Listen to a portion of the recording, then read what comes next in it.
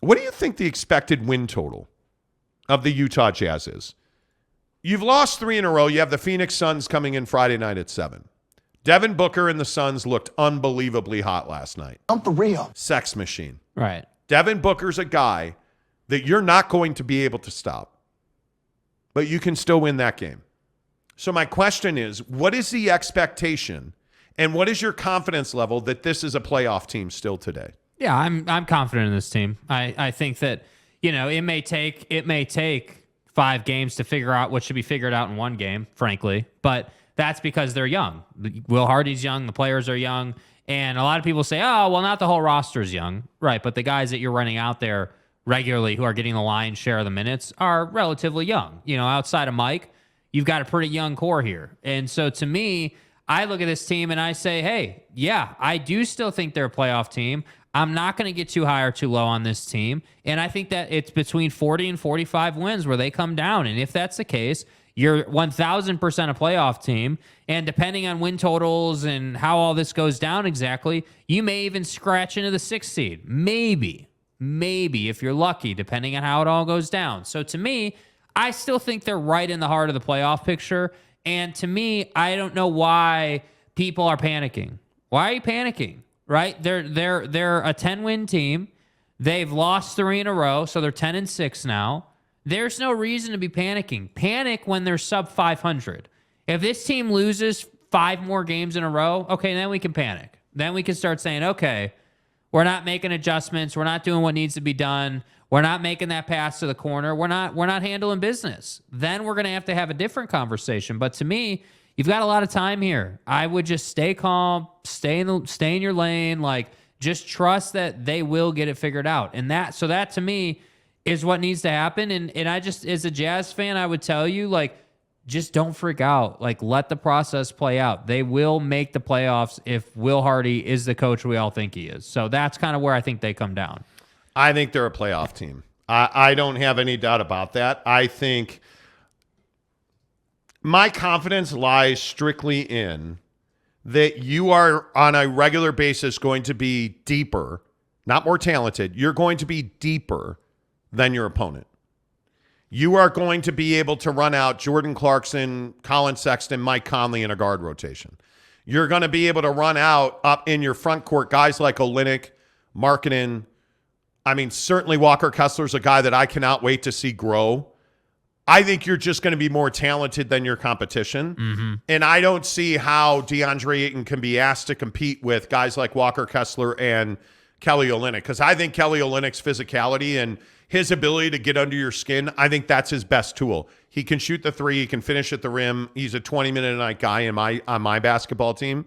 But I think the other thing with DeAndre Ayton and the Suns, and the reason I expect the Jazz to win that game is if you throw a shoulder into DeAndre Ayton, he's not going to catch the ball. Right. So I think they can be had, and that's why I would expect them to beat the Suns. Yeah, and I think that beating the Suns, is it's kind of crazy that we're sitting here saying we expect them to beat the Suns because of the physicality card, but it's the truth. I mean, the Suns are and have. It's not a secret that the Suns are soft as far as physicality and playing through that stuff. I think Book has done a much better job over the last 2 seasons of becoming a tougher player and becoming a guy that wants to play through contact and understands contact. But I think as far as their team is concerned, they are a soft team. And I think that's why this rumor about, the Suns putting together a 3-team deal around Jay Crowder it's really sad to me because the Suns need a Jay Crowder on their team. And I think a lot of NBA teams need that Jay Crowder guy. But the thing for the Jazz is that I feel like they have guys that want to be physical. Colin Sexton has no problem getting after it with you. They're obviously Kelly Olynyk. I think Vando likes to be physical. He's got no problem doing that. Even Kessler has no problem being physical. So this team has no issue being physical. And I think that is where everything starts in the NBA. If you're willing to bang with guys, you're going to be a better team. And then you combine that with the pace they're able to play with. And when they're playing, on their good nights, when they make good decisions and they move the ball, they're going to get a lot of wide open looks. So to me, you're already, overachieving. You're already outpacing the expectations that 9 out of 10 Jazz fans had, which has led to your building being full when you're home. So that's why I say there's no reason to panic. Like, keep watching this team. Enjoy the process of this team getting better, and you will see they will make the playoffs. They will be a 45-win team. And then next year, when if they trade all their guys away and make some mistakes in the offseason, then we can talk about panicking. But I just wouldn't do that this year. Yep, I agree. Greg Hawkins says, "Sup, y'all. See, of course, you show up right when we're done talking Pac-12." Yeah, we literally just talked Utah for like an hour. Pied Piper says, "I've been doing the Tri-Day trading program for over a month now. It's much more complicated and harder than Monty makes it seem, but still enjoying it a lot and building a new career. I don't think that anything is a given or is easy." And Pied Piper, I'd really appreciate, hey, explain that to us. Because I think when you go through a program like Tri-Day Trading, if you're going to succeed and it's going to be prolific, I don't necessarily believe it can be easy. Yeah. I think when you're learning a new career and you're learning how to day trade and you're learning how to leverage, new systems and languages that are completely foreign to you, I think that's what makes it difficult. I mean, and let's see, Nirtlocj, Nirtlocj, good luck. Says, what's the catch? There is no catch. Yeah, there's not a catch to it. I think that the honest truth is like what we've been saying. Like right now, all we're saying is go to trydaytrading.com/Monty, because when you do that, the reason we always say that is because when you do that, you're going to watch the webinar and you'll just simply make a decision. Like, hey, do I feel like this is something I want to pursue, or do I not want to pursue it? Right. And that's our job. Look at Cody Strickland's question. Write those. Yep. It is a full-time job, or is it a side gig I could do? Either or. Well, I think that, there's no question that it's going to take time to learn the language and understand the process. And it takes time to learn how to drive a car. It takes time to learn how to pay your taxes. It takes think about the things that you want to do on a side hustle. Like Amazon FBA, we've done it full-time prolifically. It takes time to learn, and nobody's teaching you. Yeah. So you're going to make mistakes, right? It is, Cody, and I see your question, it is what you want it to be. If you want it to be a side hustle, yes, after you're done with their program, it can be a side hustle, absolutely. I've talked to people who do it as a side hustle, and I told you this, the first time I ever heard about Tri-Day Trading was somebody at Yelp there's like a stock market day trader Slack channel at Yelp that I used to be part of. That's the first time I ever heard about it. And those guys that are in that group, we were all full-time sellers at Yelp. And full-time selling at Yelp is a 40 to 50-hour gig. It's a full-time job. All those guys did it part-time. Yeah. All those guys did it. And I can tell you, good bread doing it. Yeah. Oh, yeah. The 3 guys that I worked with at Yelp that were at Tri-Day, went through the Tri-Day program, were pretty. They competed with me at Yelp. I mean, for a long period of time, I was the number 1 seller in the country at Yelp. By far, I made smoking bread at Yelp, did really well. These guys were 4th and 5th. The other guy was 10th. And they're day traders on the side. You can do what you want to do. But you have to understand, you have to learn it though, right? It's not, you can't just say, oh, well, I'm just going to kind of half step in and try to do this on the side. Yep. The one thing you can't do in life, and I'm a big believer in this, is you can't be oh, well, I can do this on the side, but I'm not going to put the time in to go through the training and put those hours in to learn what I need to learn to be successful at it. That's the thing. Pied Piper's comment about, hey, it's not as easy as you guys make it out to be. Well, nothing in life is easy, but if you put the time in and learn the language and learn the tactics and techniques and everything that they're trying to teach you, then a month from now, it's going to get pretty damn easy for you. You're going to look at a screen, you're going to read what you need to read, and you're going to make a decision. That's what day trading really is. And I also say all the flipping time. We just had this conversation yesterday. Handle hard better. It is the Kara Lawson Duke basketball speech she gave. Handle hard better. If you're truly sick of your life and your boss and your job, and do something about it. The thing that frustrates me is people are oh, my boss is a jerk. I'm tired of this. I'm on the commute. Okay, are you willing to do something about it? No. Okay, well, you can complain or you can make money. You can complain or you can improve your life. You can bitch and moan that your neighbor went to Disneyland and you can't afford to pay your rent, or you can do something about it. Yeah. It's nothing in this.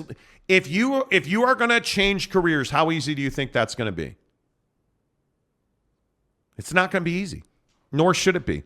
I mean, it is. I don't know why we judge in this world. Why we judge like the success of something based on how easy it is. We make decisions every day that impact our lives based on how hard or how easy something is. Am I going to do the dishes? Well, you know what? I burned the pan. I'm going to let them sit there. Right? Like those are the decisions. Am I going to make my bed today? Nah, I'm just too lazy. But you're going to struggle financially so that you can have a $700 car payment. You're going to buy a Porsche in an apartment. You're going to buy a Porsche in an apartment. I've never understood that. You're going to buy that big ass diesel pickup truck and park it in a parking lot at your apartment. Yeah. I've never understood $1,000 car payments to go along with that apartment rent that you have. Make better decisions. Stop being the guy that doesn't want to handle the hard issues in your life. That's what pisses me off.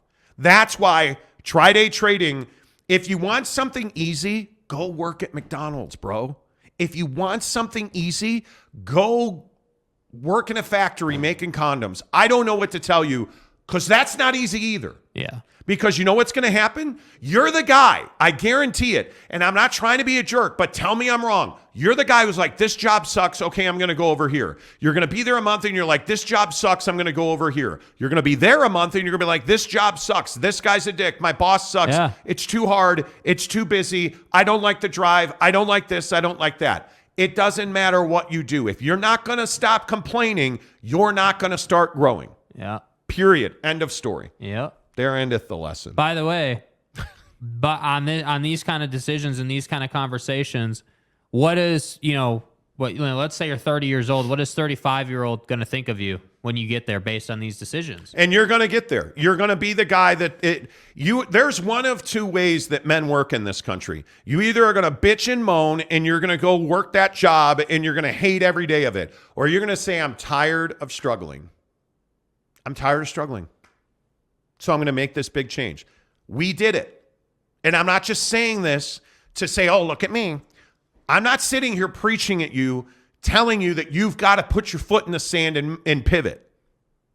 Because we did it. I didn't want to work for Yelp anymore. I used to make Yelp millions of dollars a year. Literally. Millions of dollars a year in sales. Quite literally. I was tired of making somebody else millions. It's my turn now. Yeah. It is my turn to do what I'm passionate about and make money for myself. I am the one every day who decides whether we succeed or fail. That's me. I'm tired of working for somebody else. A paycheck's the drug they give you to make you forget your dreams. Yeah, man. so when we had to make those calls, when we were talking about leaving our 9 to 5, when you have to make that call and actually speak like, hey, I'm moving on, that's terrifying, bro. Yeah. Like, literally, it's terrifying. Yeah. Anyway, I'm just passionate about it. That's all I'm saying. Like, I just really get into it. I'm a big believer in building the best life possible. I'm super passionate about it. Like, I love it. Look at Snuka. What did Snuka say? I'm going to sign up for day trading. Well, I hope you do. And tell us what you think. That's why I love Pied Piper. Where's Pied Piper? Pied Piper, who's doing day trading, said, I think it's worth it because I'm working hard on a strategy that, if executed properly, will get me 6 figures in a few years. Yeah, you see what I mean, though? Like, that's the type of thought I'm talking about. Like at least with, even if you don't take our word for it, right? Like, you've got our word, you've got Lemma Harrington's word, like you've got people here who know the program works. But even if you don't believe in that, which I totally respect that, right?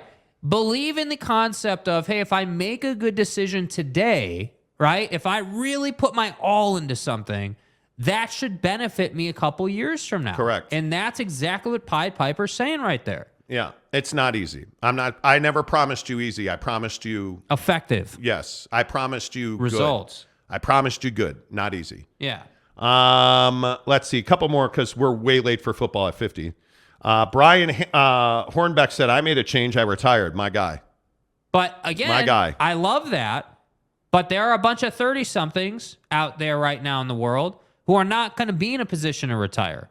Yep. Right? That's why you have to have these conversations. Yep. Brett Burnett says, you can also have money and lose money. Be smart about it if you're going to invest.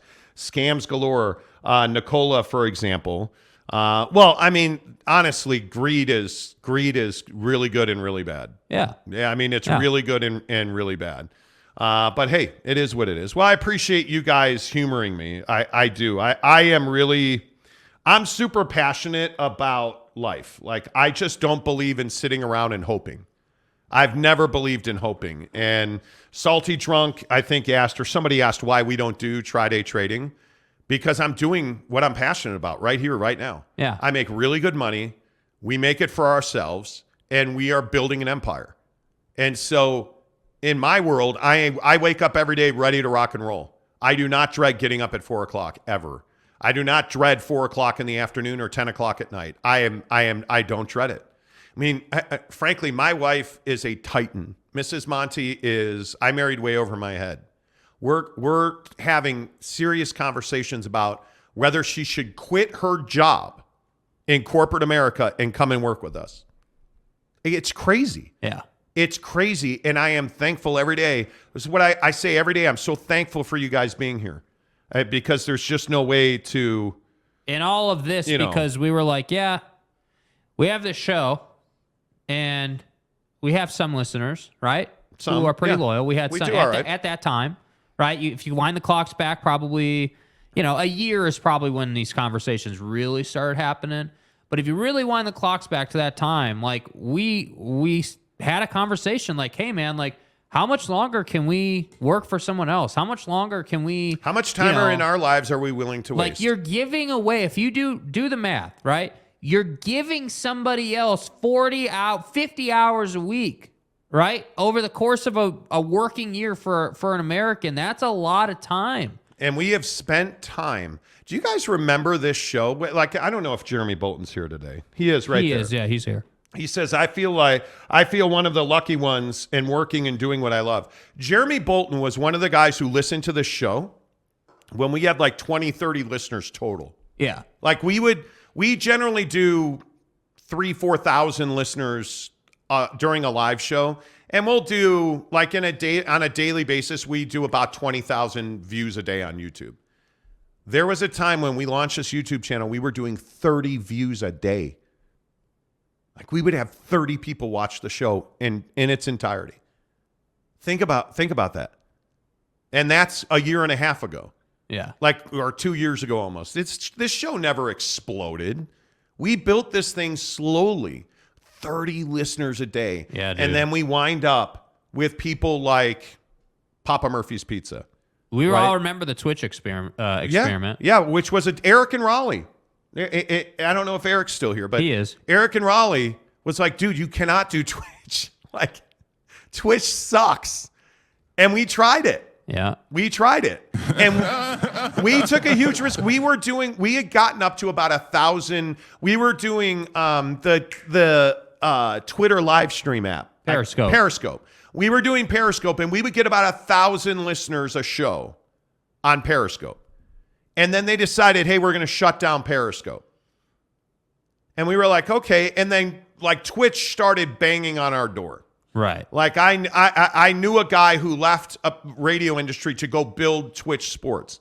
And he immediately started hitting us. And then when the Periscope thing happened, he straight up came to us and said, hey, Periscope's going away. Come to Twitch.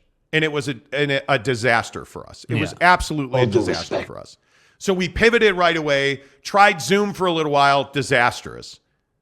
You broke up with her over text, and you moved to Utah finally. Yes. And we started doing YouTube every day. Mm-hmm. And it's just been a crazy grind. It is, yeah.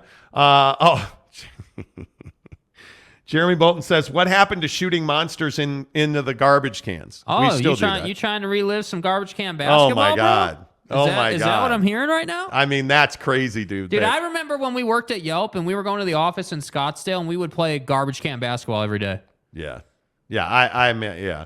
NY Monty fan says Jeremy Bolton is the man, the myth, the legend. Jeremy Bolton. Seriously. If we go through like the guys who have really stuck by us, like Lopes fan Gabe is probably the number one. Lopes fan Gabe listened to us at the shitty radio station in Scottsdale. I mean, like, which was crazy. Yeah. And he stayed with us through different incarnations of our show. I think Eric and Raleigh and I found each other first at KMBR in San Francisco. Yeah. So he's been with us that long. Like, we have guys like those guys, the Jeremy Boltons of the world, like, that have stayed with the show, and we love you guys for that. That's why we try to do like this holiday gift giving stuff. We try to do like spring training trips, taking you guys to Jazz games, giving away All-Star game tickets. And that's why the partner thing, that's why we take the partner thing so seriously, because we're not just interested in like making money for the sake of it. We want the folks who advertise on this show, the names. We want them to be impactful for you guys. Like, that's why we haven't just added like 15 sponsors to the show, right? Like, notice we have the group of advertisers we have, and we're looking to add some other ones. We're working on it, but we're very intentional about that. And that's why it matters. Yeah. Lopes fan Gabe says 2,000 to 3,000 during a live show, and we can't get more than 47 likes. First of all, I'm terrible at mechanics. I should be saying to you, hey, please give us a like, hit the like button. Hey, there's 110 people in this room. Hey, if all 110 of you hit the like button right now, we would pick up probably 100 subs. We're like right now. Yeah. If all 100 of you hit the like button, man, that would really help us grow. I should be saying that more. So first of all, that's probably my fault. But yeah, I agree. It's a huge tip of the cap when you guys hit the like button for us. Jeremy Bolton says, I miss getting into it with Driftwood and Growcock, the casuals. Eric and Raleigh says, we built this city on rock and roll. Eric and Raleigh, honestly, you could be, Eric and Raleigh, the longest listener on the show. Yeah, you could be. I think he's going on a decade. Back to 2011-ish. Yeah. Back to 2011-ish. Facts. Lopes fan Gabe was probably 2016-ish. Something like that. Like, it goes back. Like, in Jeremy Bolton, I think you used to listen to us at 1320K fan. The sports leader. Yeah, I think so. I mean, it's crazy. Eric says Periscope was awesome. Twitch sucks. Yeah. I promise you today, I have an empty Rockstar can right here. We will play garbage can basketball for you today. You're right. That's does fun. anybody know anyone at Monster? By the way, yeah, Monster or Rockstar. Hookup, we need a contact, bro. And it's dysfunctional locally. It's really dysfunctional. I'm a Monster guy all day. I drink Rockstar, but I am definitely a white Monster guy. Yeah. Lopes fan Gabe, a legend unto himself. Lopes fan Gabe lives in Phoenix. He flew up to Provo, or flew into Salt Lake City to come to our barbecue pit stop event. My word. And the other day, posted a picture on Twitter of the package he got from Barbecue Pit Stop. Yeah, dude. Still shops with them. Yep. I mean, Eric and Raleigh says, first I heard Tim filling in for Gary Radnich during Christmas time on KMBR. One of the most nervous things I have ever done. Why was it nervous for you? Well, I was on TV. I was on the radio. And I never get nervous being on the radio. Like, it's just something that I've done for so long. But Gary Radnich was somebody that was a big flipping deal. And I just remember, talking to Gary about it, and he's like, yeah, I want you to fill in on my show. I want you to be the guy that they use. So I'm going to tell XYZ that you're going to be the guy to fill in. And so he like rubber stamped me at KMBR. Like, it was crazy. Yes. And I can't remember who the guest was. It might have been Boach. It was somebody big came on the show that day. Like, it was a lot of fun. Yeah. So we were on TV that day. We were on the radio, and we have like a huge name. It was crazy. Oh, and on top of that, I know Gavin Newsom, the governor of California. Him and I have interacted a little bit through my time there. Yeah. And he sent me a text message that day and said, congratulations, welcome back to San Francisco. Like, it was one of the craziest things ever. Yeah, dude. Yeah, so it was a big deal being on KGO. Like, I won a Murrow Award as part of, there was a plane crash back in like 2013 in San Francisco. An Asiana flight crashed at SFO. Yeah, dude. And I happened to be on the air when that happened. Like, San Francisco was amazing. Preppernet says, money is not the asset. Money is the tool we exchange with to get what we want. Oh, absolutely. Absolutely. Eric says, smash the like button, follow. Let's go. Absolutely. You should smash the like button and follow, because you can also get 25% off your purchase of $25 or more when you get your pizza at Papa Murphy's Pizza. Papa Murphy's presents How to Change the Way You Pizza. Step 1, carefully knead dough. Step 2, artfully spread sauce. Step 3, add fresh mozzarella and assemble toppings. Step 4, realize we already did all that for you. So all you have to do is bake it. For a limited time only, get the Hog Heaven Pizza with Canadian bacon, ground sausage, and crispy bacon. Papa Murphy's, change the way you pizza.